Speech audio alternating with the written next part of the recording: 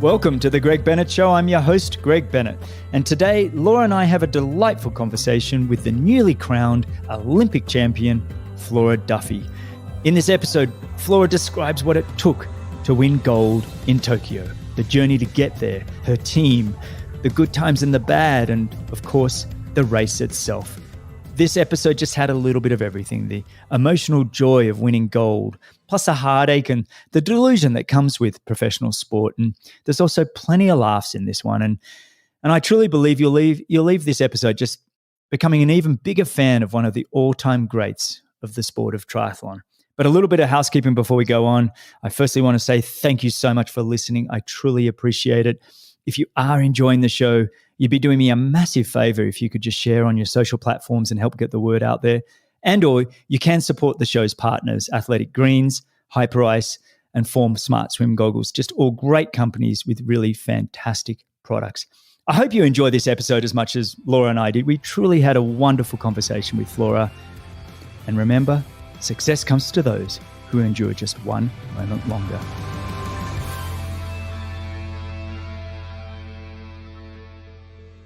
A quick mention of the show's partners. These are all great companies and products that I use daily. If you want to support the show, you'd be doing me a massive favor by supporting these brands.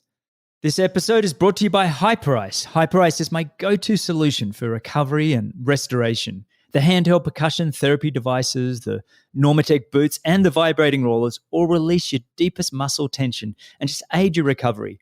I own the Hypervolt Plus, I own the Hypervolt Go, the Normatec boots, and the vibrating rollers. And both my wife Laura and I use them every day before and after workouts and before bed.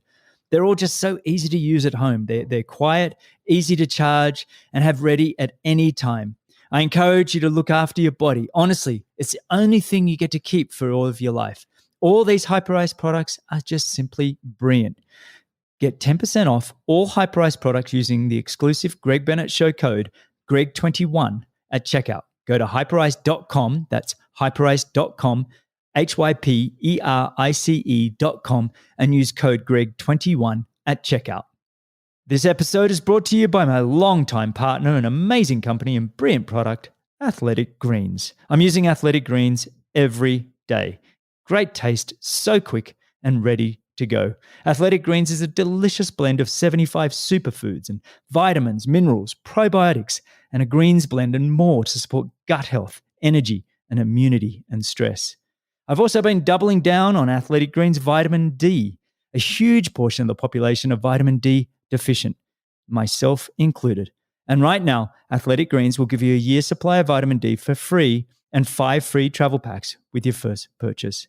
Do yourself a favor and sign up. It makes a great gift for a family member or a friend. So sign up now and get a free year of supply of vitamin D and 5 free travel packs with your first purchase by visiting athleticgreens.com/Greg. Again, that's athleticgreens.com/Greg. This episode is brought to you by Form. In my opinion, Form Smart Swim Goggles are the biggest thing to hit the swimming world. With Form Smart Swim Goggles, you can see all your key metrics while you're swimming: your distance, your pace, stroke rate, and heart rate. The swim data is displayed on the goggle lens, and you can customize the display to see the key metrics that you want to see. I couldn't believe it when I first tried them. They fit like normal, comfortable goggles, and the display is there, but it's not in the way. I consciously look at the lens to see my stroke rate and my pace and my heart rate and distance. If you're a pool swimmer or an open water swimmer, I encourage you to check these goggles out. Please go to formswim.com/Greg. Again, that is formswim.com/Greg and get $15 off the Form Smart Swim Goggles at checkout, or use code GREG2021 at checkout. All right. If you've listened to this show, you would have heard me say in the introduction to each of the episodes, success comes to those who endure just one moment longer. Well, today's guest is just the absolute epitome of that quote.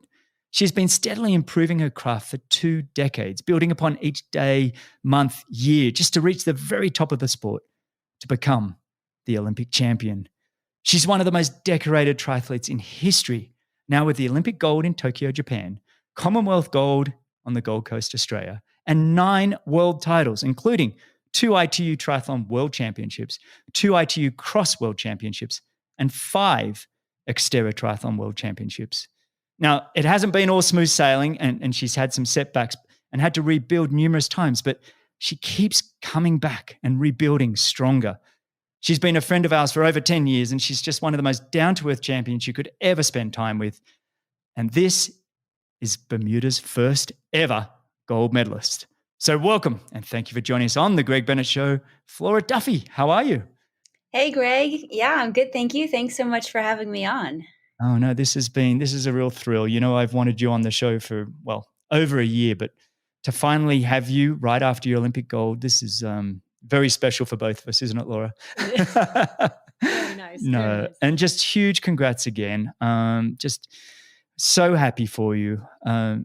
It's been a whirlwind, and we just, when you were here before going to Tokyo, we saw you numerous times at the pool, and every time I saw you, I just came home and I'd say to Laura, "Wow, there was a confidence, there was a self-belief about you that I hadn't seen before." Is that how it felt to you?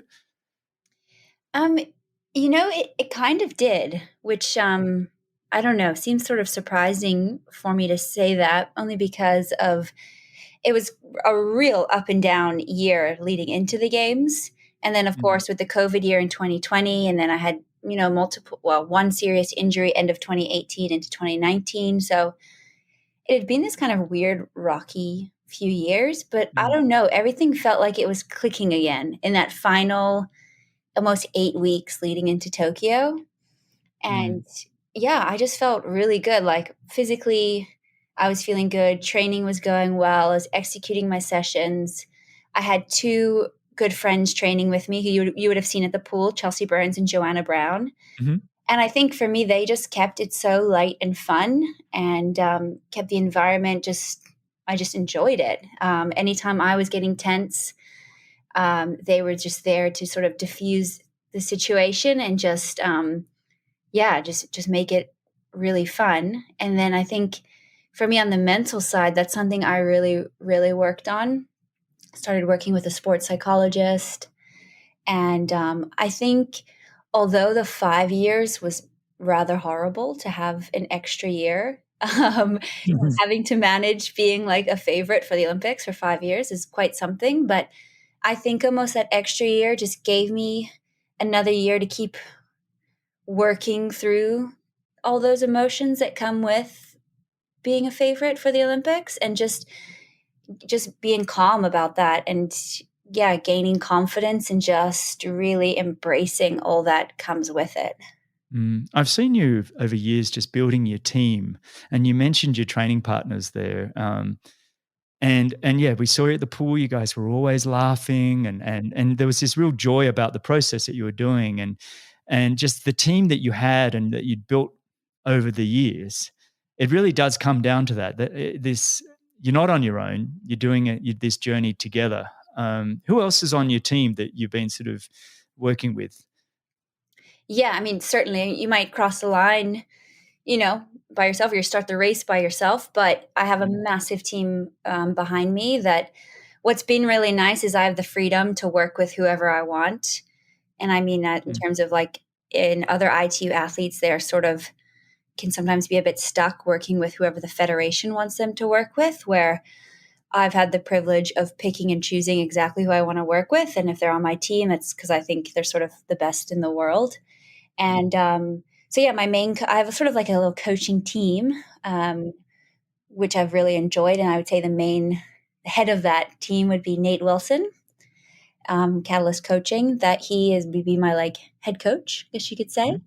And then alongside him is a running coach I've been working with for years in South Africa, Ernie Groen, because I spend almost half of the year training in South Africa in Stellenbosch. And because you guys will know, my husband, Dan, that is where he is from.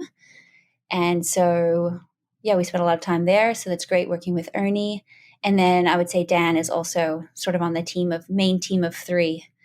And those two chat and communicate and sort of build out my training plan, training structure.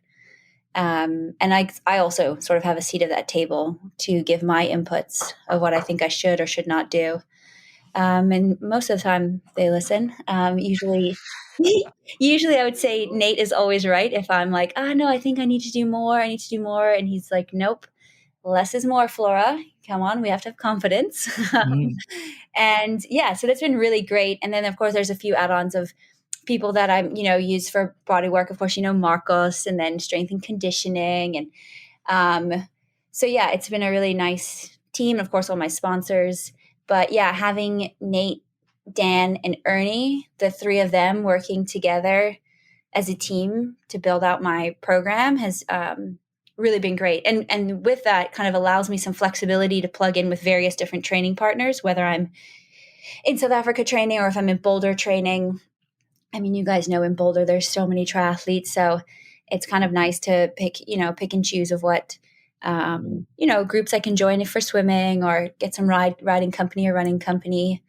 But yeah, definitely one of the best decisions that I made was asking Joanna and Chelsea if they wanted to come train with me for the final 7 weeks leading into Tokyo. And that was just like the final piece that I needed. And yeah, it was just so great. That's so great. You took full control. Yeah. There's a real empowerment there too, where rather than trying to chase everybody else around the world and trying to find the best place, it's almost like you brought the team to you. Mm-hmm. And that's empowering. You took full control, full 100% responsibility for your life. And has it all settled down? Have the celebrations settled down? We're talking to you, what is it, almost 2 weeks to the day since you won. I know you're in quarantine in Montreal, but has it settled down? Has it been pretty full on? What's that whole Olympic experience been like?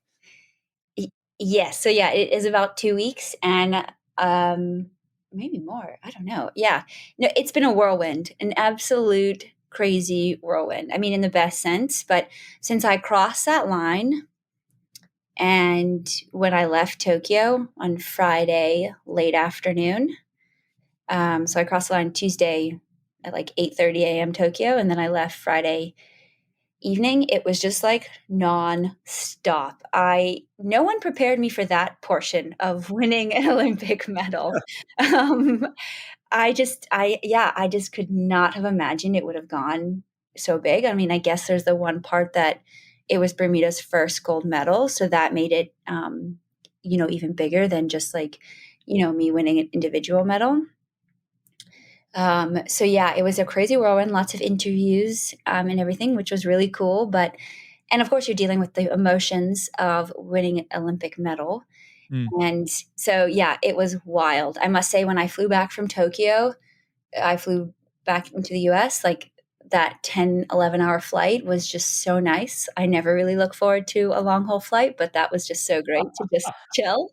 I just like slept the entire time and it was really nice. And then, just even when I got back to Boulder, just to have done quite a few interviews. And yeah, I mean, it's been great, but it's definitely hasn't sunk in yet. I think so. Now I'm here in Montreal, and with entering Canada, we have to do a 3-day quarantine, which it's kind of funny. You go from like Olympic gold to quarantining in your hotel room. I think that just sums up this like 2020/2021 perfectly. So here we are. But it's the first time I've been able to slow down. Like I have nothing to do. I mean, okay, I have a few phone calls to do. It's nice I can do this podcast with you two, but I don't know. I can just sit in my hotel room, basically just lie on my bed all day. And I think that's kind of actually something I've really needed. And it is actually like slowly now starting to sink in that like I want Olympic gold. Like it's just kind of crazy to think. Even just saying that to yourself must give you. It gave me goosebumps. Like, you said that just then. That was so cool. Like I'll catch myself and I'm like, whoa, I did that. Yeah, it's just crazy. I visualized it and it's happened. Yeah. I know.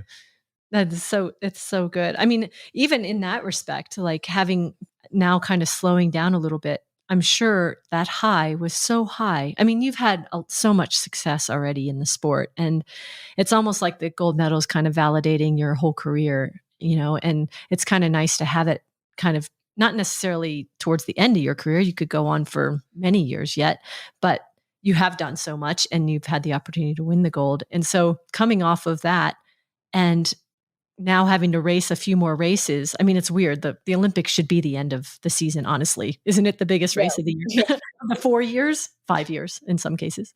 So yeah, how do you deal with that? How do you pull yourself back out from that high? Now you're calming, so it's kind of not necessarily like you're going low, but just lower. And so, how do you refocus?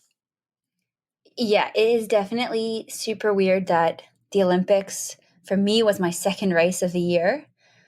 Yeah, as you say, like it could be the absolute pinnacle of the year and be the final thing you do, and then you go on holiday and relax. But because I didn't, like, okay, yes, you can plan and prepare and try to execute your best race on the day at the Olympics, but I could have, I don't know, not finished on the podium, not that the day I wanted, which obviously would have been very difficult to deal with, but could have gotten through. So that's why I planned quite a lot of racing post Olympics because I didn't know how it would go. And because I haven't raced that much, because of 2020, there was like 3 chances to race. And then because of my injury issues in 18 and 19, the last 3-4 years for me have been pretty light in terms of racing. And so for me, I was quite keen to still race. But I will definitely say the difference that in my body, and I think that's a combination of obviously the physical effort of racing in Tokyo and just the emotional build up, the high. I poured like every ounce of me into that race in the preparation, and then you achieve it, and your body, it's amazing how it can just it just flicks like a switch to just complete exhaustion, of just dealing with everything that came along with preparing, executing, and the aftermath of winning a gold medal.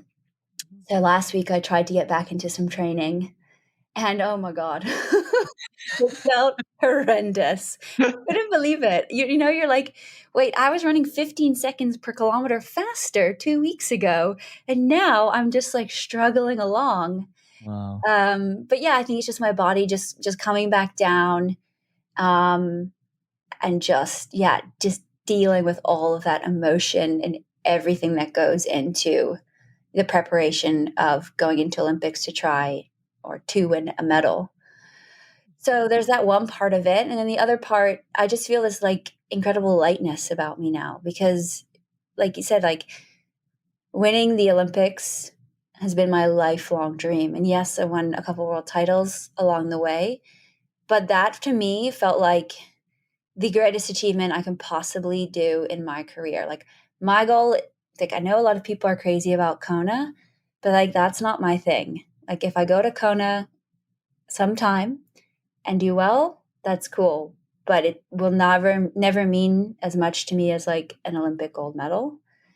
So in that sense, it's kind of freeing that I can now go to these major races and just not feel that immense pressure and expectation, because for me, it's like I get to race from a different, I don't know, part of myself now. And I don't know, that's quite freeing and liberating. And it doesn't mean I'm going to race with any less intensity or aggression, but it just means that it's like icing on the cake. It's like, I don't know. It's kind of a really special place to race from, I think. It is so well said. I think it's, and I think greatness comes from that freedom too. It's funny. So many of the guests I've had on this show, many great athletes and things, and we talk about this emotional pressure and things that we put on ourselves, and then they'll say, yeah, but I went to this race and I was free to do what I want because I had this injury or I had no expectation or whatever, and I just was able to unleash everything, and it was an amazing performance that I got to have because I was free. It was the exact word that I've heard many times throughout the show.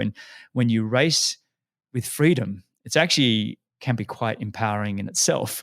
And so that's almost a scary thought going ahead. But I agree with you. I think to win an Olympic gold, I mean, you can go to Kona and, win a few of those or whatever, but it's still you've got that in your back pocket and it's with you for keeps. That's really special. I mean, Olympic distance triathlon has been your whole career, right? And so I think that's the pinnacle of our sport, and to have met that amongst many successes along the way, it have to be so fulfilling for you, right?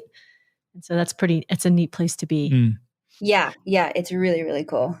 Yeah. So what I know we've sort of just been sort of general chit chat, but what I want to do in this podcast episode today is I want to start with the race, if we can, because it's just so fun to hear a champion talk about what they went through. And then I'd like to rewind the clock and just get a better understanding of how Flora Duffy got to where she is, because it's quite a great story in itself. So how about we do this, if it's okay with you? We start by looking at the Tokyo Olympics. First and foremost, I've got to let you know that I had a little bit of a flutter on you for the race. I don't usually bet, but I found out they gave you 6-1 odds for the gold. Unbelievable. Yeah.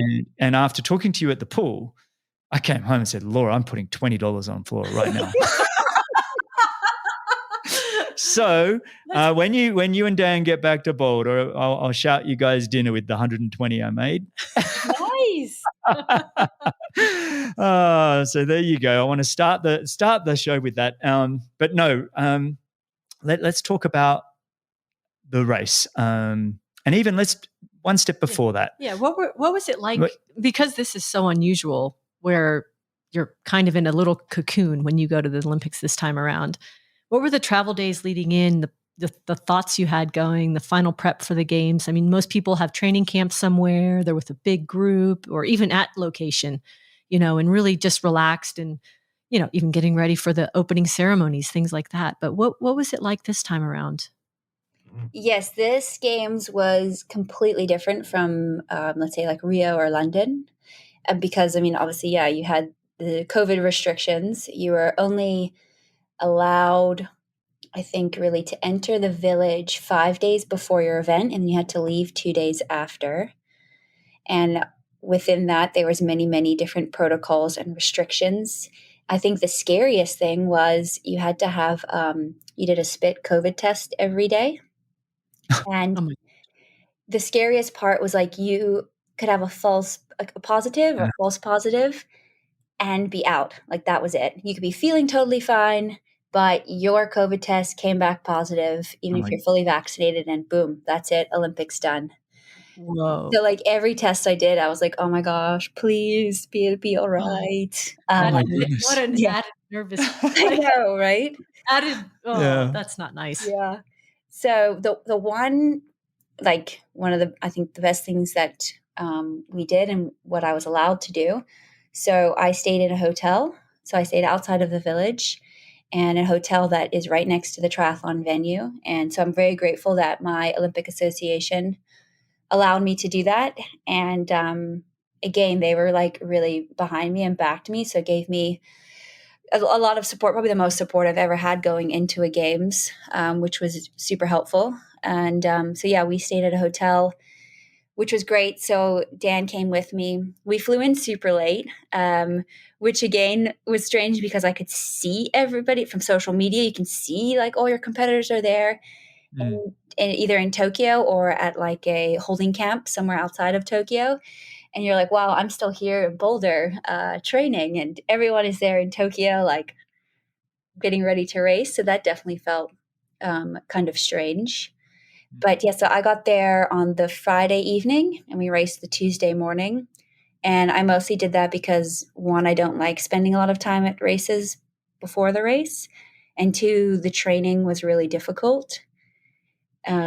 So I didn't want to spend a lot of time there wasting so much energy driving 45 minutes or an hour to the pool to swim, to drive 45 minutes back. No. The running was very restricted. Everything was very restricted. So it just, you weren't just allowed to just go operate on your own. It was very much, very much everything had to be booked and planned. And it definitely added another element to the whole experience. But being at the hotel with Dan, and I was lucky to take I took physio with, I guess he's not really a physio, chiropractor. Oh gosh, like a mix of everything. Yeah. Lawrence Van Leeken with me, which was also great. So I could have treatment once I arrived, make sure any travel kinks were, straightened out in my body. So, I felt really prepared and, really pretty confident. Just had to really just stay as calm as I could, which, I guess is not that easy. I will say, like the men race the day before us, and I could see the swim course from my hotel room. And so I, watched the swim from my hotel room and saw the crazy, strange start. But the false start they yeah, had. I was like, wait, where'd half the field go? That looks like a really small triathlon. And then I realized, it was a false start. Half of them were still on the pontoon. But I know. that was the most nervous I felt the entire time. I was like, whoa, this is me tomorrow. And I remember just like sitting in my hotel room, like almost like shaking. And I just like really calmed myself down, and just like chatted with a few friends. And then kind of as the race went on, watching the men, it just like, I settled down. But that was like definitely a moment I was like, whoa, it's here. Like tomorrow is the day that like I've been preparing for these last 5 years. It's funny you mentioned that. I mean, with Laura and I, when we used to race, and 90% of the time it seemed the women would go first and I'd have to go second and always have to watch. I'm like, damn it. And I used to love it when I got to go first, and not be the one having to sort of watch the race, because there is this nervous anxiety. But then race morning, I mean, suddenly the rains and the winds, and they're delaying the start. Mm-hmm. Did that then amplify that sort of nervous energy, the excitement, or what were your thoughts going when that happened? Yeah, race morning, I woke up at 3 a.m. because it's 6:30 a.m. start, and I like to eat 3 hours before. So I woke up at 3 a.m., we could just see like the rain lashing down onto the window. You could see the trees. We could tell it was super windy. The streets were soaked, and I was like, whoa, this is completely opposite of what we were expecting. So, okay, here we go. But it's fine. I've raced in the rain a lot. So just kind of, carried on through my normal routine. And then the one thing I did realize would be super different is that instead of trying to stay cool before the race, I would be trying to stay warm.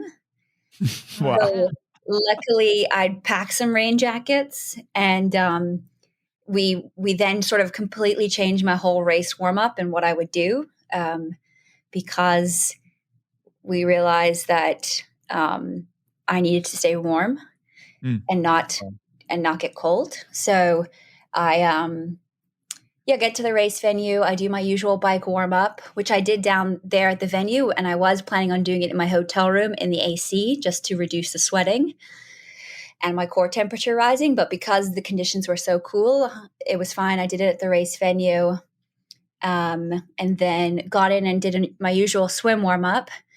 And it was crazy how, like, I was just mentally being like, okay, you're not cold, stay warm, stay warm. I was like so excited to dive into the 28C water just to be like somewhere warm. And then did my swim warm up, and then actually changed out of what I warmed up into a dry race suit, because again, I knew if I stayed in something wet, I would just get too cold, which is really wild to think about, given that we raced in Tokyo in the summer and just how quickly the conditions changed. Wow. So true. It was amazing, wasn't it? I mean, when I looked up the weather a couple of days before, I almost put another $20 on you. Yeah, I could see the rain. It said 60% chance of rain, and then it was, I thought, oh, this is, if there's one person that we know in our sport is probably one of the greatest technical riders we've ever seen. White lines. Yeah. Oh my gosh, so many white lines. Yeah. So many white lines. And I was nervous for Katie Zafiris. I'm not going to lie. And I've spoken to Katie since, not on the show, but, and I thought her ride, a little shout out to Katie. I thought that was great for her. Do you think the same? I mean, fast forwarded a little bit here, but I just, Katie's ride to stay upright on the very technical bike with white lines, I thought was very impressive. in such a Oh, soft. yeah. I agree too. I would say like when I came out of the water and onto the bike and then the first few corners and I saw how Katie took them, I was like, okay, Katie's on a good day. She Wow. brought her 100% A game. And that was really cool to see if you, well, one, know she crashed at the test event. Her your technical skills have been like a bit hot and cold. Some days she's really on, some days not.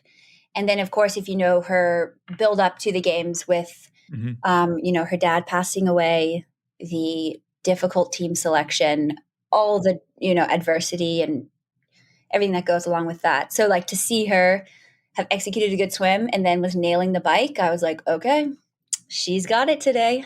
Fantastic. That's It was awesome. cool. Things Yeah. are lining up, right? Yeah. Things are lining up.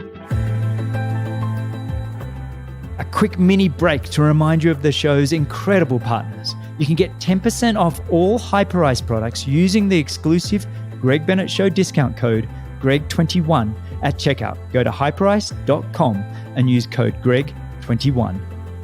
A quick reminder to do yourself a favor and sign up to Athletic Greens. Athletic Greens also makes a great gift for any family member or friend. So sign up now and get a free year's supply of vitamin D and 5 free travel packs with your first purchase by visiting athleticgreens.com/Greg. Again, that's athleticgreens.com/Greg. If you want to see all your key metrics like pace, distance, stroke rate, and heart rate while you swim, you need the Form Smart Swim goggles. Go to formswim.com/Greg. That's formswim.com/Greg and get $15 off. Or you can use code GREG2021 at checkout. Let's take one step back then. The swim. You like you said earlier, you'd done one race before the Olympics, and that was Leeds. It was a wetsuit swim, but you did miss that first little group. What was your mindset then with that swim in Tokyo? Was it kind of like, I must be there if I want to win gold? What was your kind of mindset? Yeah. I knew the swim was make it or break it in Tokyo. And after Leeds, where I kind of, I didn't have a great swim. It was weird. I was top 10 out of the water, but it wasn't a good swim. That just like shows how much the swim blew apart. And so, after Leeds, I definitely was like, my swim in Tokyo needs to be 100%. So I put a lot of focus into my swim training between Leeds and Tokyo. And I think it really paid off. But I was very, very nervous for that swim. And when I got to that first or second buoy and saw that I was in like the top 6, I was like, whew, okay. Thank goodness. That's like check 1. Now we have to stay here, which is not, much easier said than done. But just reminding back a little bit. So we, at the Olympics, they do this like very confusing and intense pontoon draw. It's so unnecessary, but like, the top 10 pick blind, and then everyone else based on their ranking goes up and gets to pick their spot 2 days before the race. Which makes your pontoon selection just, much more intense. Yeah. But so just before I went over to the women's briefing, I was in the athletes lounge. This is 2 days before, and all the Norwegian guys were in the athlete lounge. They'd just done a swim familiarization. And they were starting to like kind of tease me and give me a hard time because I was like the last one to like go over to the briefing. They're, whatever, like, don't miss it, Flora, or whatever. And then as I walked by them, Christian was like, hey, Flora, spot 15, best spot on the pontoon. And I was like, okay. I guess he picked that and measured. It was like one of the shortest lines. I was like, okay, cool. And then sure enough, I went up to pick. And because of my ranking, the furthest right was definitely the best spot to start. And pretty much the furthest right position for me to pick was spot 15. So I just picked 15. Get out, both of you. And we both started on started on 15. Yeah. And that's brilliant. Classic. Yeah.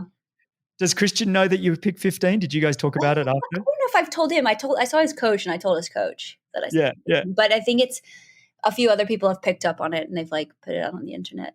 I'm glad I just heard it from you though, because that's even more special. That's It was fantastic. pretty cool. And then when I saw him win, I was like, spot 15 could be a good one. Of course, there's a lot more that went into his gold medal. Do we even have to race everybody? Yeah. Because 15 is the winning number. I've got it. Let's just shut it down. Oh, that's fantastic. I love that story. Yeah. So then the swim, How did it swim. feel? Yeah. I felt great in the swim. Like for me, one of the big things I had to work on between Leeds and Tokyo was my takeout speed, because that first like 250 meters is just so fast. I mean, Jessica Learmonth is a motor in the water. It's unbelievable. So I just knew she would take it out hot. And so I needed to be there. So yeah, I got out great. And then just, sort of tried to settle in as best I could. Pretty quickly worked out that I was on the feet of Georgia Taylor Brown and that she was on the feet of Summer Rappaport. And I was like, okay, well, I know those two are very good swimmers, so they won't lose the feet. Because that's like the worst. If you're in, I was like spot 5 or 6. And I was like, if the person in front of me loses the feet, I'm going to be livid. Exactly. I'm going to just beat him up on my way by. So I kept looking and I was like, I know this is Georgia. She'll hang on there. And sure enough, she did. And so then we came out between lap 1 and lap 2. And I happened to just be looking up and I could see Jess running out, and then pretty quickly worked out that it was then Victoria, Katie, I think Summer, Georgia, me. And I was like, okay, this is great. Yeah. Just, get through this last lap, 500 meters. And then, onto the bike. And the bike. The bike was intense. Did you know that you had a 30-second gap out of the water, or were you getting information? Yeah, so I pretty quickly got information. There was 2 coaches areas on the course. So that was also different. Usually the coaches can be anywhere on the course. But because of, I guess, COVID protocols, coaches, you could either have a coach on the bike course or on the run course. So luckily I had Dan and Lawrence. So Lawrence was in the bike area, and then Dan in the run area. And so when I went by Lawrence, and there was a few British coaches in there, and they have their nice boards of like everyone written out. Of course, the British. The contenders, so you can realize where everyone is. Yeah. But for me, the one split I wanted, it was just to where it was Nicola. I didn't really care for anybody else. Once I saw, okay, Katie's with me, George is with me, Jess is with me. The only other person I'm particularly worried about is, should be concerned about is Nicola, because she's the only one that has really the firepower to bridge up. And obviously she's a great runner.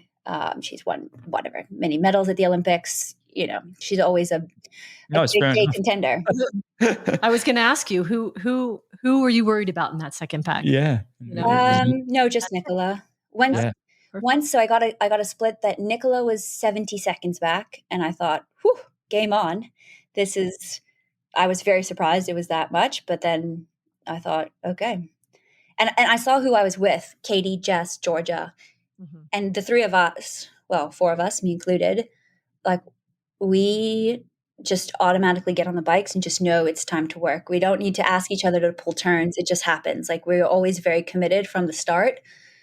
So I thought, okay, this is like the best 4 to be with. And so we pretty quickly got into a nice rhythm.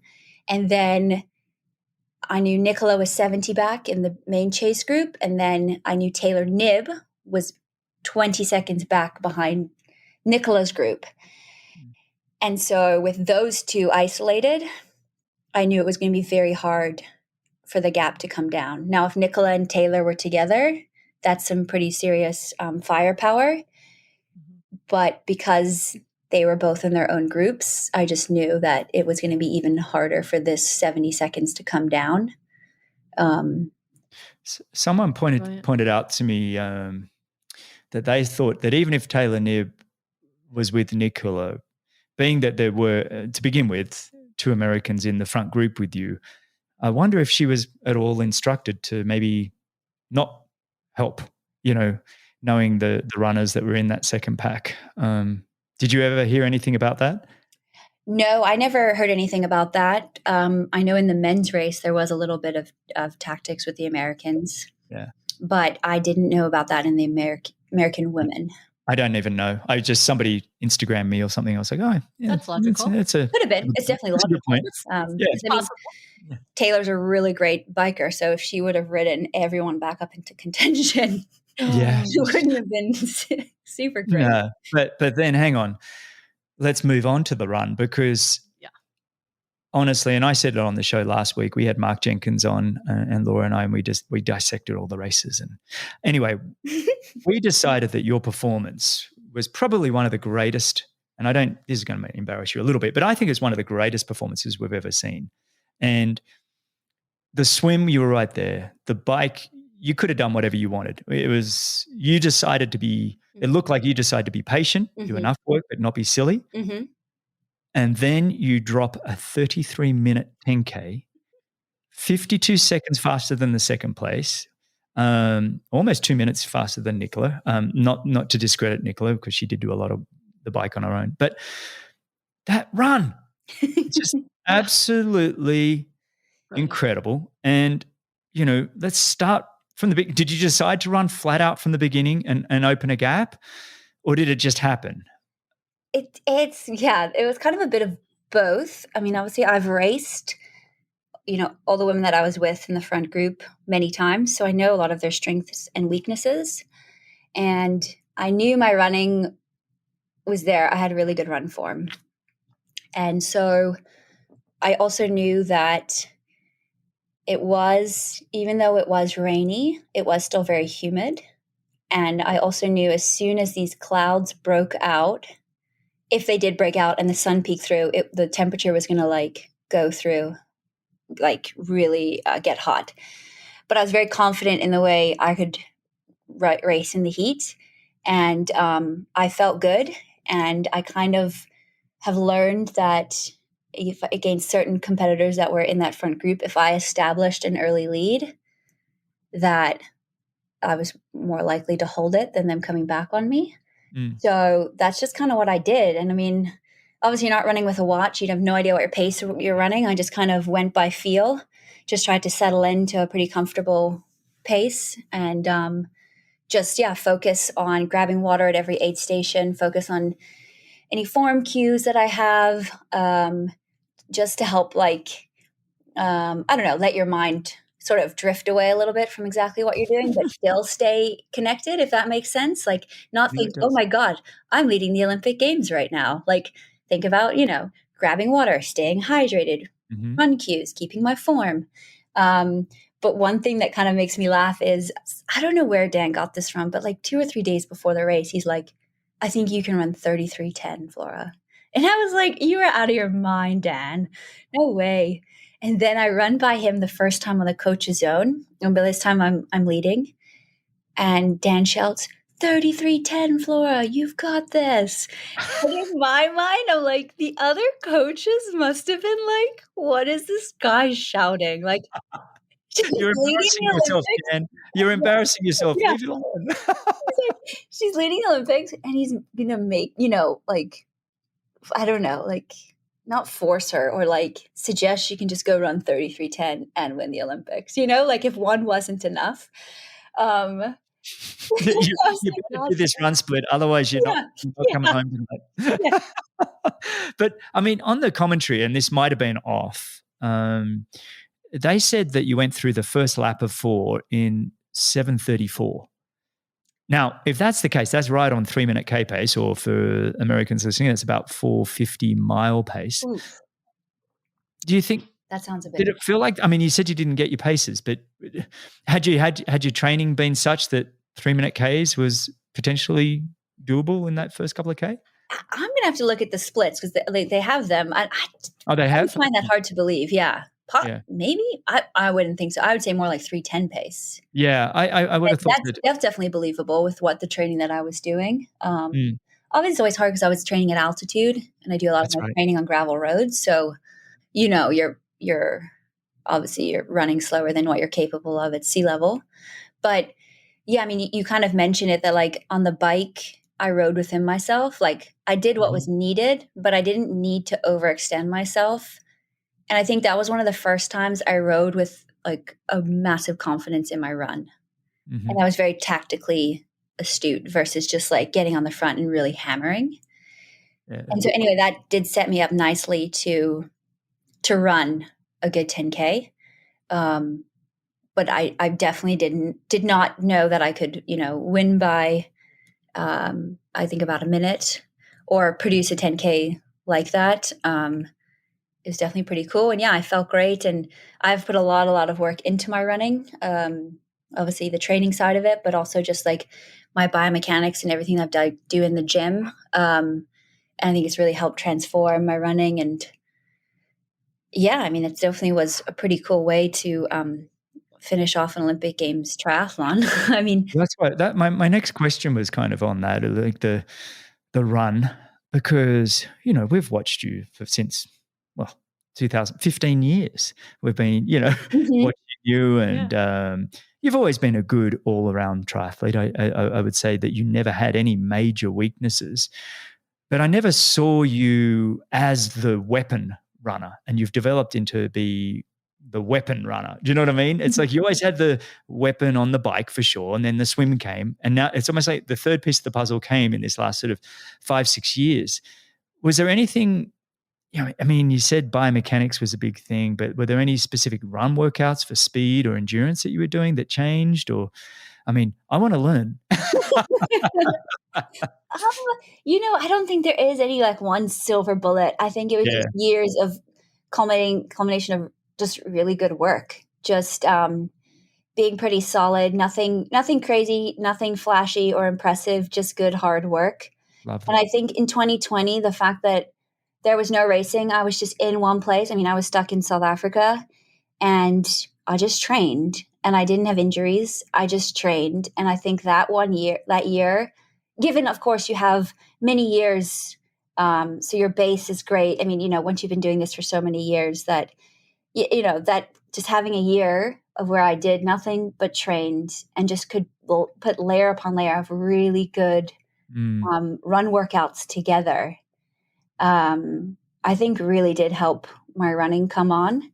Yeah. But I think it's like I said in the introduction, it's like you really have been, if I was to sum up you, it is that ability to just keep on turning up. Do you know what I mean? Success comes to those who endure just one moment longer. And it's, we've seen other athletes that burst onto the scene with loads and loads of talent, and they do. They go on, they have some great, but I mean, when we look at you, and I look back at your resume in 2006, you came second in the World Junior Champs. And then there's a bit spotty, for many years there. And I want to touch on that a bit later on the show. But, I think that ability to just keep turning up. And I think Alistair Brownlee said it on his show. He said, I asked him sort of what's the one thing that you'd advise people? He said, just stay consistent. Just keep turning up, keep doing the work. So that's really impressive. I want to go back to the race though, because when did you feel like you had it? I mean, you opened that gap pretty quick. Did you know Georgia Taylor Brown had a puncture towards the end of the bike? Yeah, no, I had no idea. I didn't know she had a puncture. So it's only pretty early on in the first lap of the run, you hit a U-turn. And so I had some visuals. I could see Katie. And then I could see Georgia much further back than I expected. And I thought, oh, that's kind of strange. But then, the next lap, second and third, I could see her making up ground on Katie and really coming through. So I had really kind of no idea. It was only after the race that she told me she had a puncture with 1.5, 2Ks to go. It wasn't much. It was a real puncture too. So she was still able to somewhat ride it. Yes. Yeah. So if there's any time, getting a puncture is pretty horrible, but it was probably one of the better times to get a puncture. Exactly. So let's go to the next question, next part to that. So when did you feel like, okay, I've got this? Did you allow yourself to have that moment, or was it not at all? I kind of knew at about 5K through. I was getting some pretty good splits. And then, when you run through transition, there's always like that big screen of, they're showing the race. And then the timings always come up on that. And I'd run all the way through transition, and I was about to go past the screen and no one had come through to click like second. And I was like, okay, wow, this is a pretty big gap. And so I kind of knew about 5K. but I was like, anything can happen in a second 5K of a 10K at the end of a triathlon. So Absolutely. do not allow your thoughts to go there, Flora. Think about anything else. That's why I kept just thinking about how many more aid stations do I have left? What running cues? Just kind of anything that kept me engaged with what I was doing, but not allow me to think that, oh my gosh, I might be winning the Olympics here. So I only let myself think about it with about 800 meters to go, or maybe a kilometer. Dan was at the coaching zone. And so that's like the first time I like let out a smile. And then sort of just as the last 800 meters or so went by, just like gradually allowed my mind to go there that like, yes, I was winning the Olympics. And then, of course, going down like the blue carpet finishing shoot. What was going through your mind? I honestly can't really remember. It was just, I think just, I don't Adrenaline. Just so many emotions. I look through the back of the pictures on my face and I'm like, oh my gosh, you couldn't have held it together a little more, Flora. Just had like a nice smile. It's like, smile but cry and just a sheer like, I don't know, like disbelief that this moment was happening. But yeah, it was a very, very emotional moment. I thought it was raw emotion. I thought that was the best way to finish. It was interesting on this show. I've had the privilege of talking to most of the Olympic champions in our sport, and there's been some funny ones where I think Jan Frodeno said, "Yeah, I crossed the line and I fell down because that's what I thought you were meant to do." And he's like, "But I still had energy, so I had to jump back up." And he's like, and then Simon Whitfield sort of backed him up and said, "Yeah, you crossed the line and you think, and now it's a performance, right? Now you're kind of like, I've done my job, but now how do I act? Now what do I do?" Yeah. It is kind of weird because you're like, I don't know, you're like showing all this emotion in public and there's like tons of cameras on you and everything and everyone's staring at you and you're like, what do I do?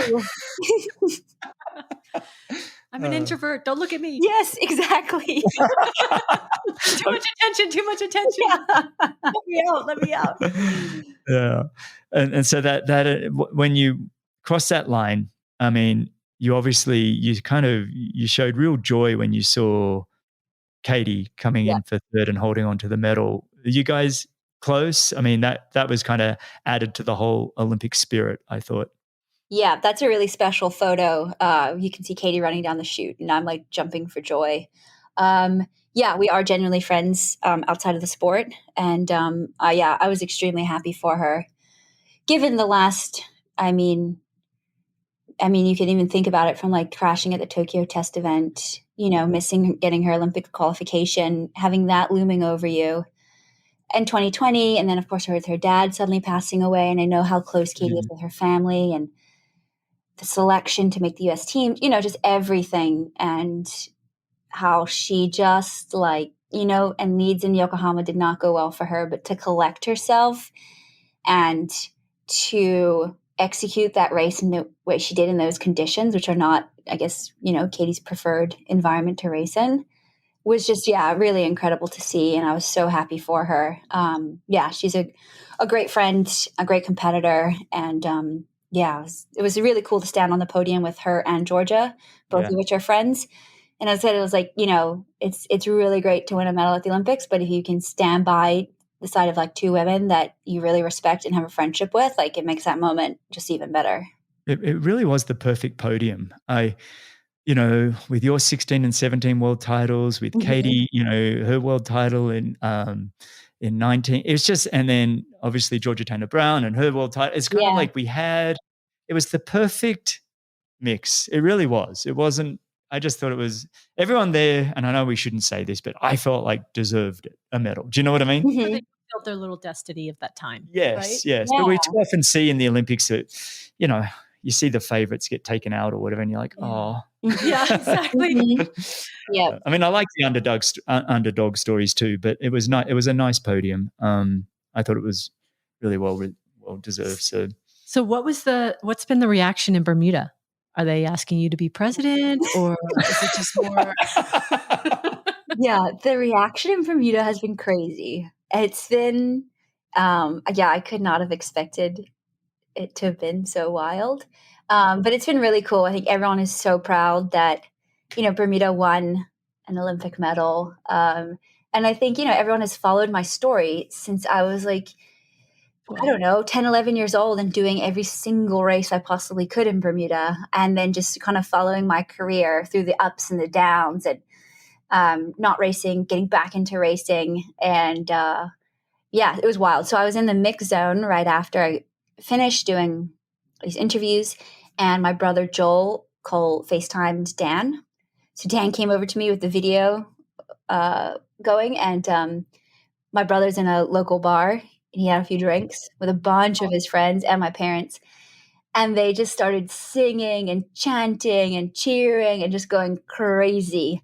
And that was like one of the first moments I knew. I was like, whoa, this is pretty big. And it was pretty cool to see. And then I got like quite a few other videos of people around the island of like, what they were doing, what they were thinking, like the chills or whatever experiencing as I crossed the line. So yeah, it's been pretty cool. I love that and you painted a really good picture there. That was a really good visual. You can just see everybody partying in the pub, and that's just magical. What I want to do, I know we've taken a lot of your time, but going through that whole race has just given Laura and I goosebumps, and we're smiling ear to ear. But I think I'd like to rewind the clock just a little bit, just so, you touched on it there. When did you actually find your passion for the sport of triathlon? How old were you, and what was it like growing up in Bermuda trying to find races? Yeah, I started doing triathlon when I was like 7 or 8 years old. I was like in a swim club, and I ran at school, in primary school, and I knew how to ride a bike. So my parents were like, "Well, do you want to do a triathlon?" So I was like, "Okay, cool."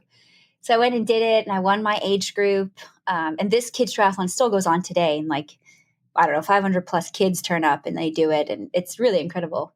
So anyway, I won my age group and loved it, and joined a local triathlon club, which, probably people think it's kind of strange that Bermuda has a kids triathlon club, but for whatever reason, triathlon's quite a popular sport in Bermuda. I mean, I guess it's to do with our climate, our beautiful water. You can do it all year round.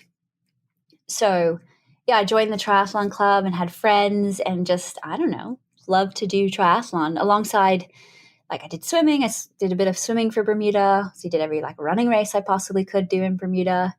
And there's actually quite a few to do. Like they hold a lot of local running races throughout the year, whether it's road races or cross country. And then lots of swim meets, some bike racing. It can keep you pretty busy, pretty active.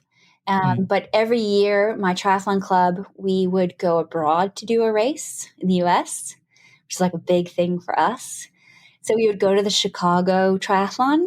I think at the time was the Mrs. T's Chicago Triathlon.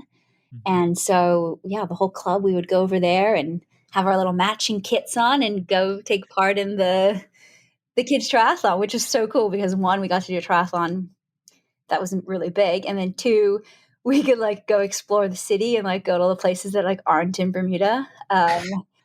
Like, I don't even know, like just like silly restaurants or whatever. These like Bermuda kids out in the big wide world, which was really cool. And then I would say one of the more defining moments was when I left and went to boarding school when I was about 17.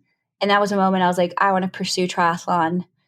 So I need to, get, I guess, out a bit more into the world and have a bit more focused training and just expose myself to, bigger competition and everything. So I went to boarding school in the UK, and kind of from there, things started to take off.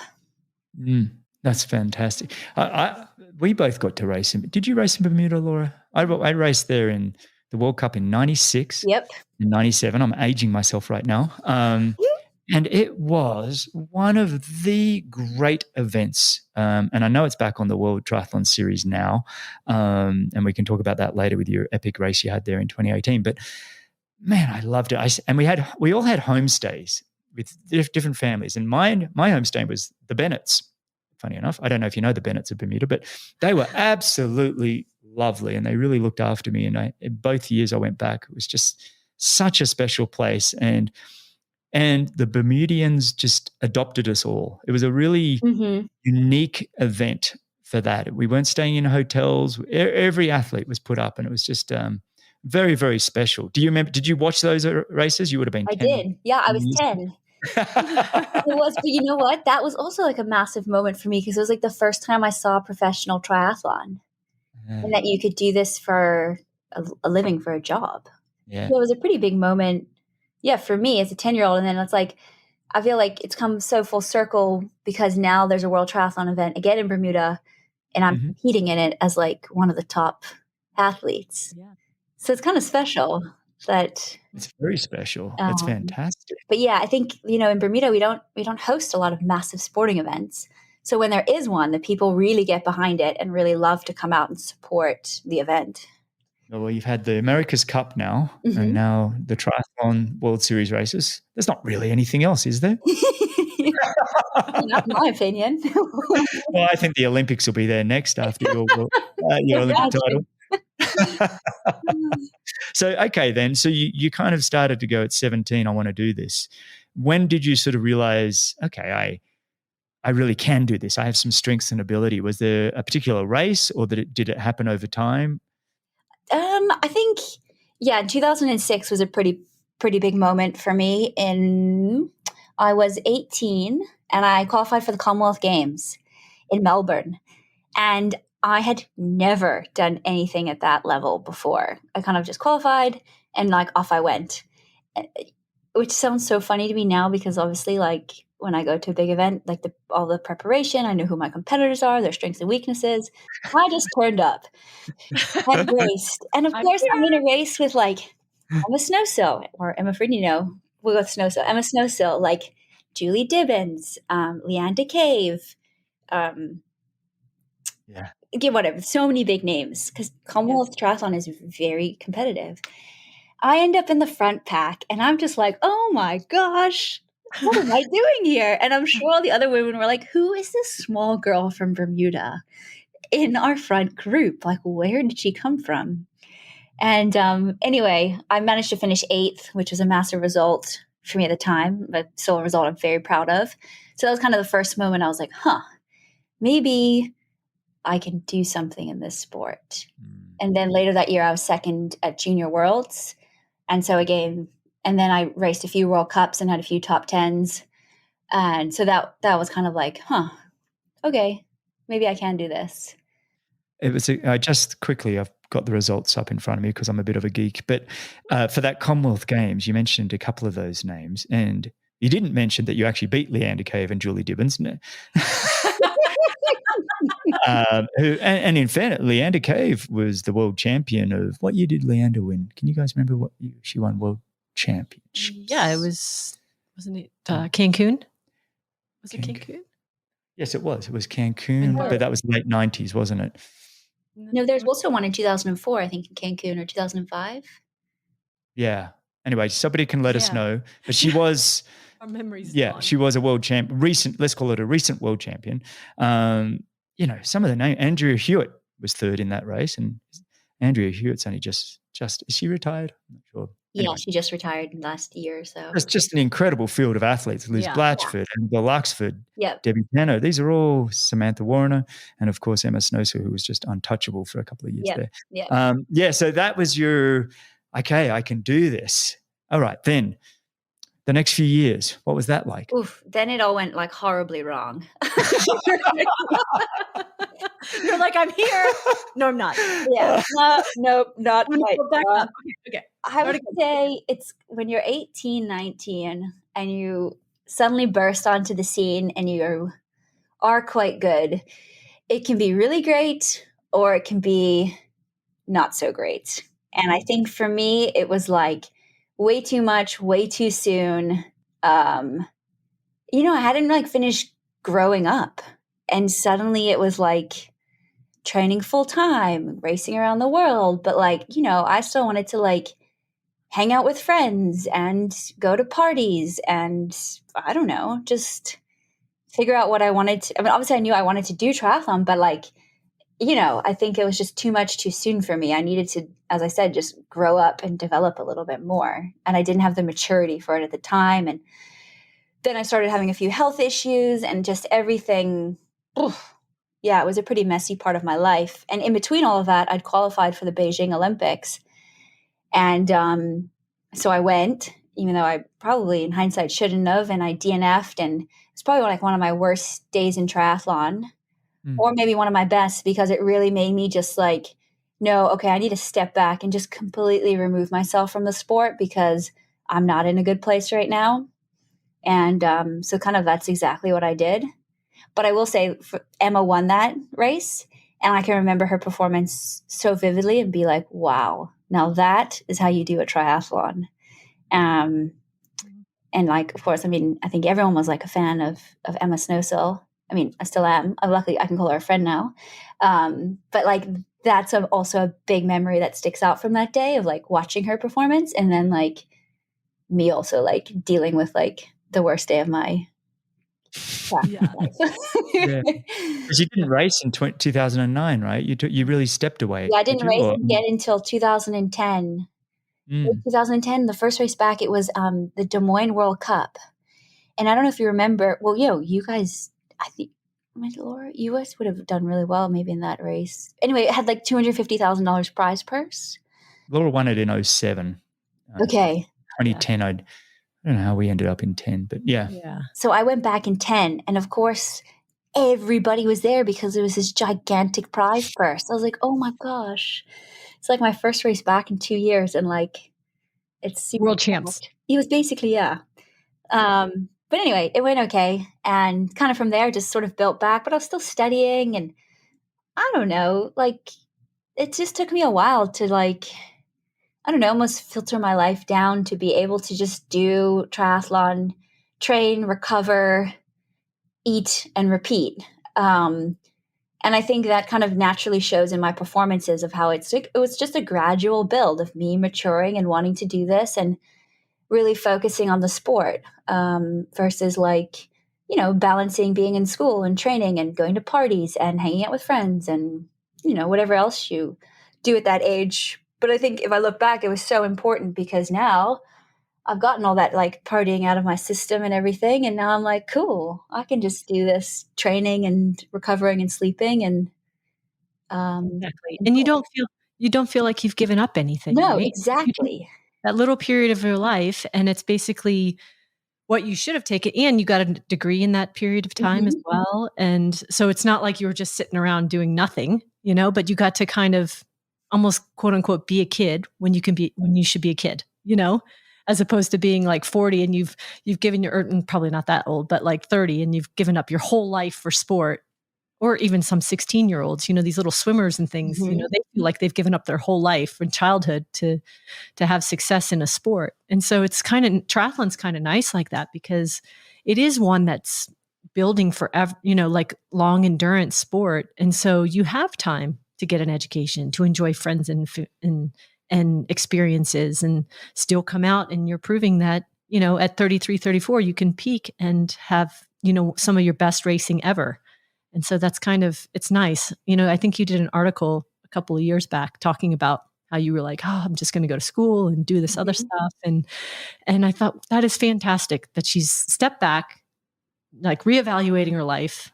And then when you come back, you fully commit to what you want to be doing. And that shows on the scoreboard. I mean, exactly. It really was amazing if we step forward, I mean, gee whiz, it was really almost looking at, gosh, I've got it all written down here, but basically that 2013, 2014, to some degree 2012 a little bit, but that was a real turning point there. Did you feel that you really pulled the trigger and it was like, oh, maybe I can become the best in the world at this?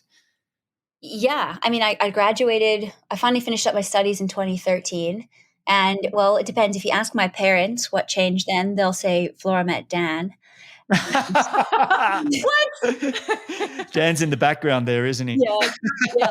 That's what it was. But yeah, I mean, that was a turning point because I was like, right, well, I finished school. I've had my time to like, as you say, like be a kid and figure this out. Like, okay, this is what I want to do. Okay, how am I going to make this work? How am I going to earn a living here? And it definitely wasn't an overnight thing, that's for sure. It took me a few years. But yeah, that was like the first gradual steps of like, okay, this is my full-time job now. What does it take? And I think, Dan was definitely a massive influence. I think I got to train with him, and he knew the lifestyle and understood it. And I think, if you, obviously you two know that very well. Exactly. If you can do it with someone that you really enjoy spending your time with, like your favorite people, it just, I don't know, makes the journey that much more special and easier. And like we've kind of built up to this almost like together, which has been pretty cool. Exactly. And you had, winning your first sort of Xterra World Championship in 2014. Was that sort of one of your first big wins that kind of was like, wow, that was pretty cool? Or were you still waiting for that sort of WTS World Triathlon Series win? No, at the time that was definitely, because I pretty much was just racing Xterra that year. I did a little bit of ITU, but mostly Xterra.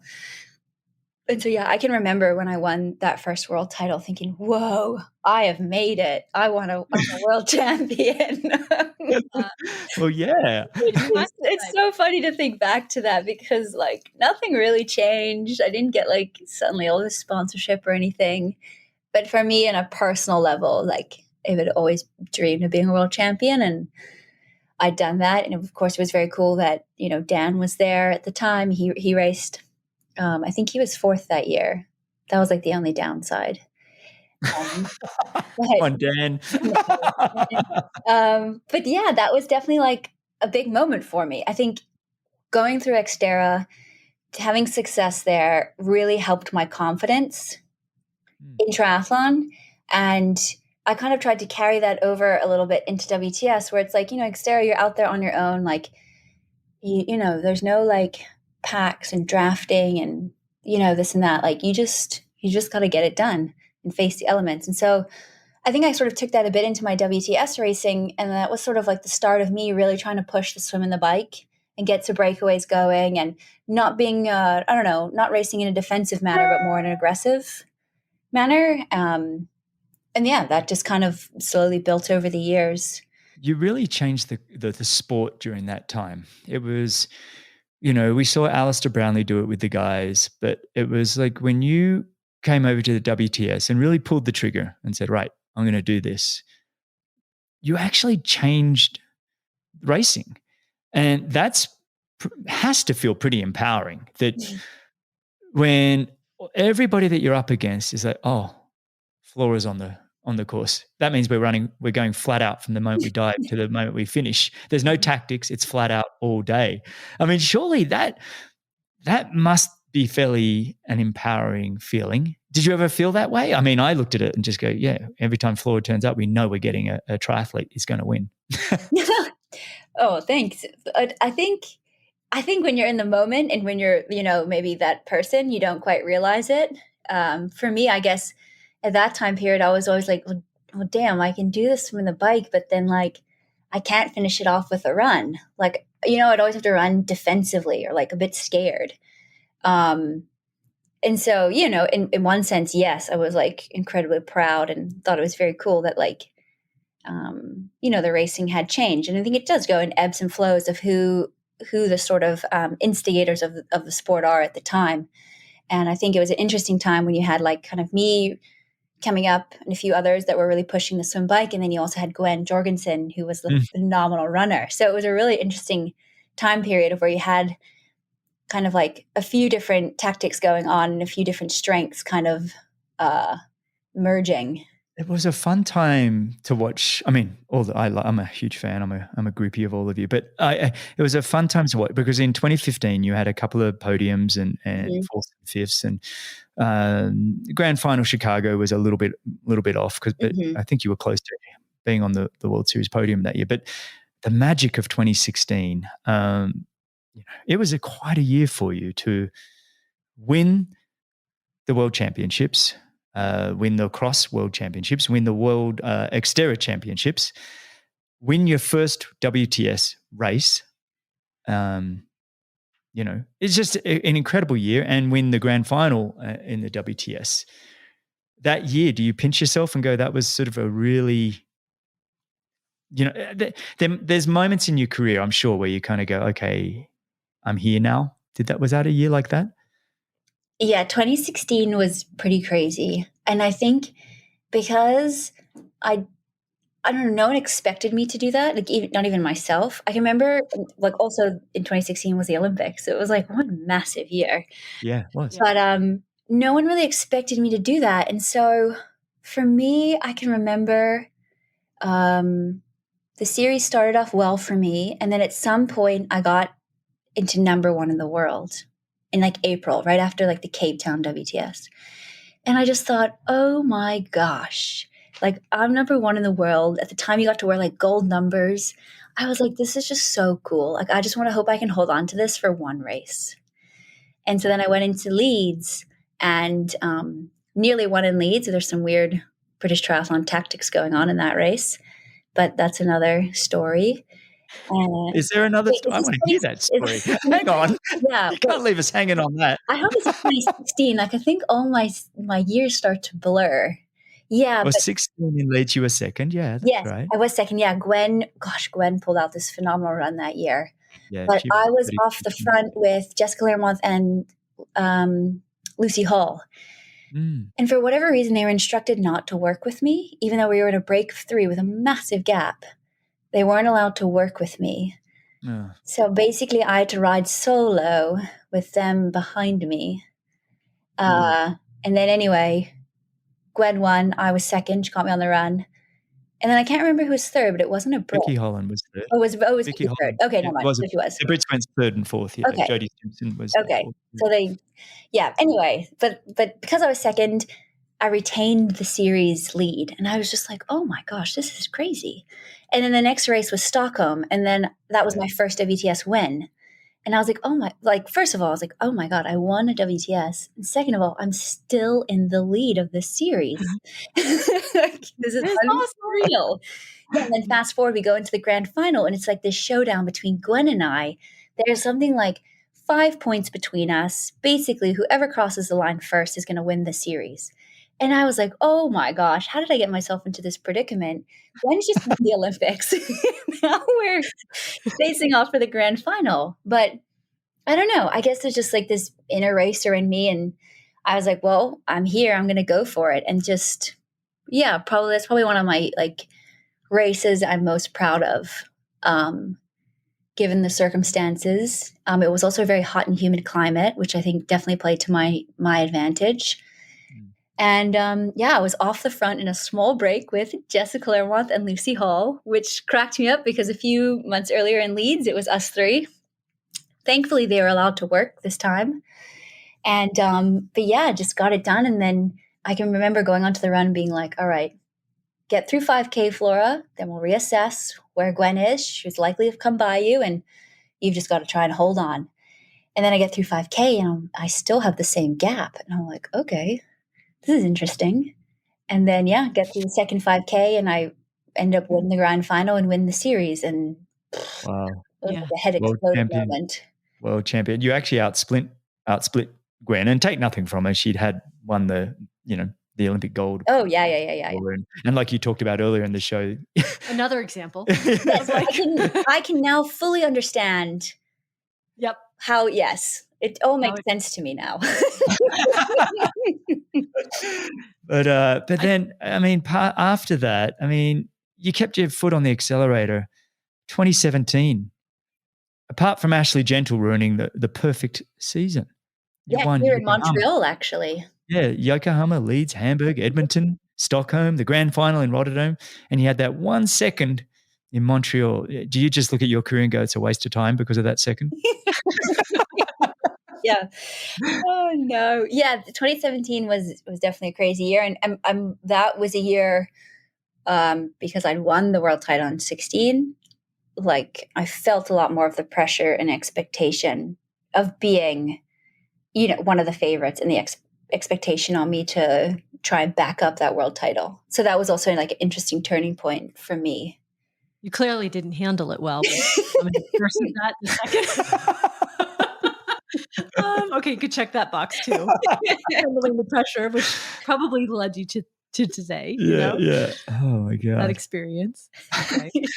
I know. It really is quite phenomenal. I mean, do you sometimes just have to pinch yourself and look back at this last well, let's call it 8 years. I mean, you've been in it for 15 years, but like you said, you took a little bit of time away. But this last 8 years, I mean, just That's even a long time to be world champion and then come around to be Olympic champion. Well, Frank Shorter was just on the show, and I don't know if you know Frank Shorter. Well, you probably do, Flora, because you're involved here. But basically, the godfather of running the US, and he said on the show that he believes every athlete gets 5 years.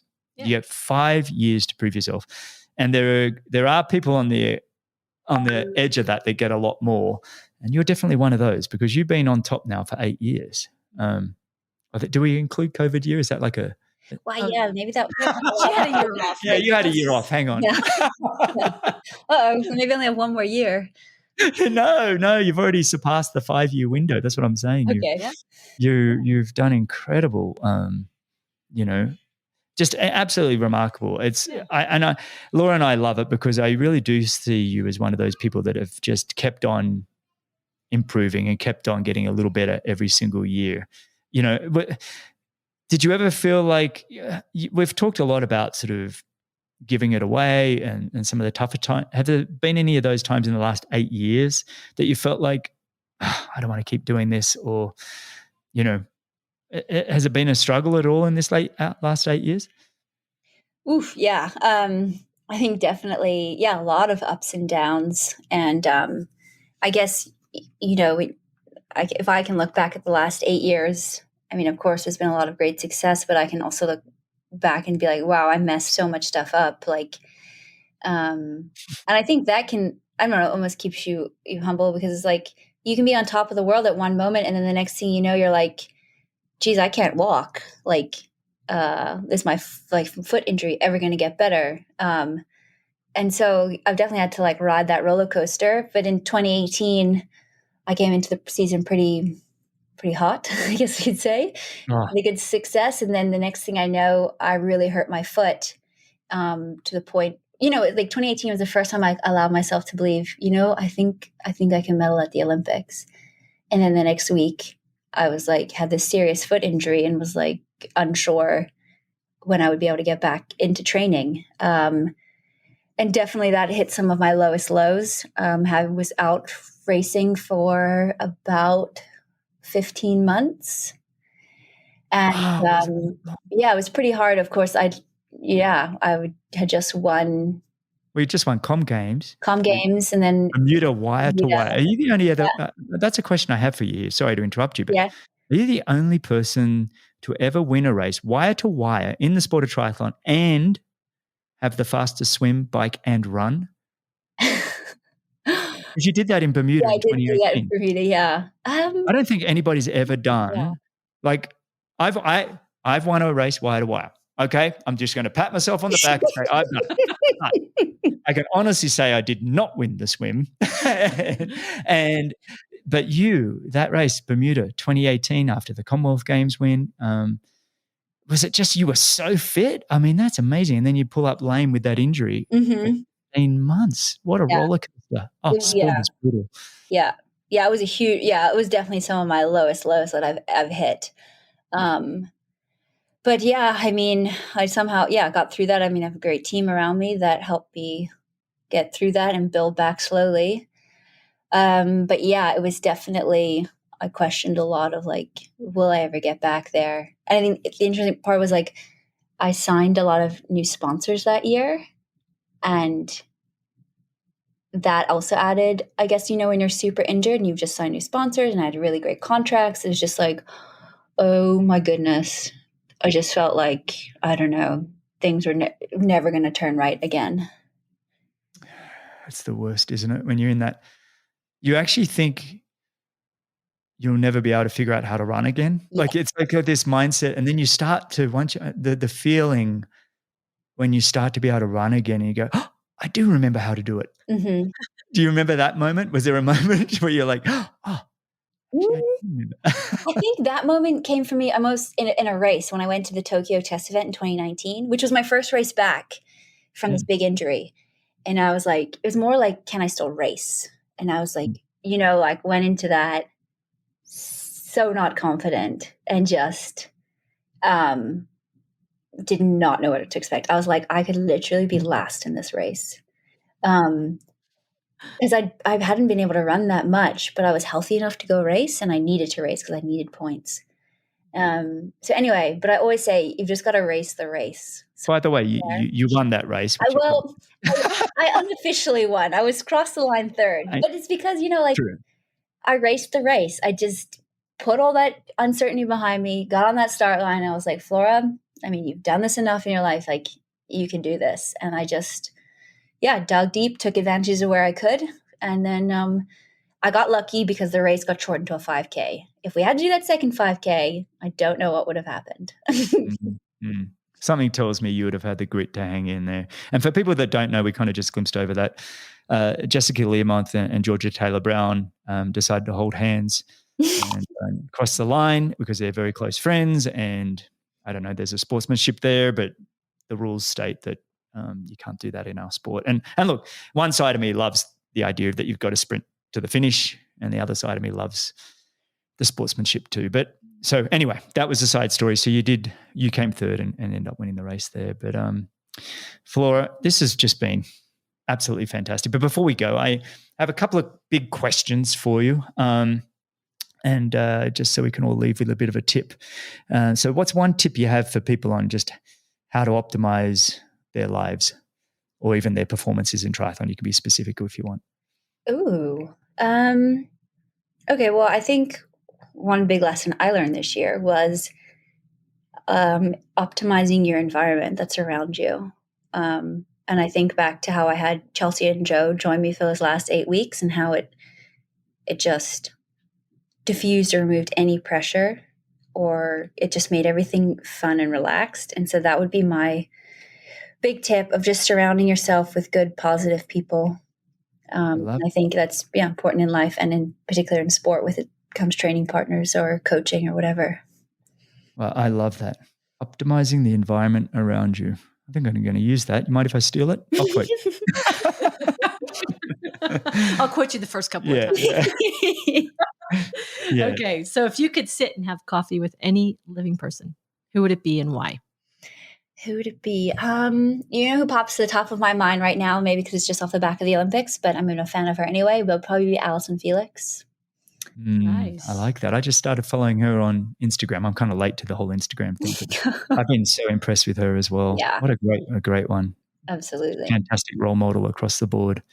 I like that. All right. Well, Flora, this has been great. What's next for you then? You're in Montreal. What's coming up? I'm here in Montreal, and we have the final 2 races of the 2021 WTCS series. Montreal this weekend, and it's a super sprint format. So on Friday is a qualifying heat. Oh. Saturday is the final, and Saturday is 3 super sprints, and 10 people get eliminated every. Oh, brilliant. I love that. Yeah, so it should be quite fast, dynamic, totally different from a sprint and Olympic distance. Oh, finally. I've been pushing that for years. I love that. Back to the Formula One days. And I've never raced that format, so I'm a little nervous. No, it's all about having strong across the board, and it's fun, and it's hard. Yeah. It's amazing how quick that 10 minutes goes between races. Yeah. And then you're so bummed that you made it through to the final race. Damn it. I'm so tired. Yeah. So there's that. And then the following weekend is the grand final in Edmonton. And that's a standard Olympic distance. Gotcha. Okay. So that's a big back-to-back. Now, I also saw this past week that Ironman said that the Olympic champions are welcome to come and do the Kona Ironman World Championships. What do you think? That's correct. I did get that email invitation, and I was like, well, there's some crazy things that have happened since I've won gold, but this, I was like, okay. I did get invited. I'm going to decline that invite though. Yeah. It's too much. And you want to enjoy your gold, honestly. Yeah. Yes. Yeah. Please do. Yes. Please enjoy it. For all of us that strived to get one and we didn't, please enjoy it. I'm just kidding. I'm just teasing you. But Flora, again, thank you so much for your time and just sharing the gold medal moments and your journey. All of that's just been so special. Unbelievable. Thanks so much, Flora. It's been awesome. Yeah. Yeah. Thank you both for having me on. And it's been really nice to see, You too, and the kids at Scott Carpenter nearly every day. I know. Yeah, it's been really nice. Are you going to be good. back after Edmonton, or are you heading off to Bermuda right away? Or because we're thinking of having a big party here. Yeah. Yes, I'm coming back to Boulder after Edmonton, and then I'll only be going to Bermuda about a week before the race in Bermuda. Gotcha. Yeah, because I potentially might race. Well, I'm on the down to race 70.3 Worlds as well. So, okay, you still got a bit to do. Can I add one note off coming off a high of a race and going into having to race more and more, which I know you've done this many times, but tell me if you agree that you forget how much it hurts. And that's why sometimes it's harder to race after a big race. You know, I think when you finish a race on a high and you feel amazing, you go into the next race and you think you're going to feel amazing the whole time. And you're like, oh, that's right. It hurts every single time. Yes. You know, I don't know if you experienced that or not, but Greg and I have been through that in the past. And I think that's the difference. But anyway. Yes, I could definitely agree with that. Yeah. Yeah. Well, on a parting note. That's a parting note. Yes, thank you, Laura, for the parting note.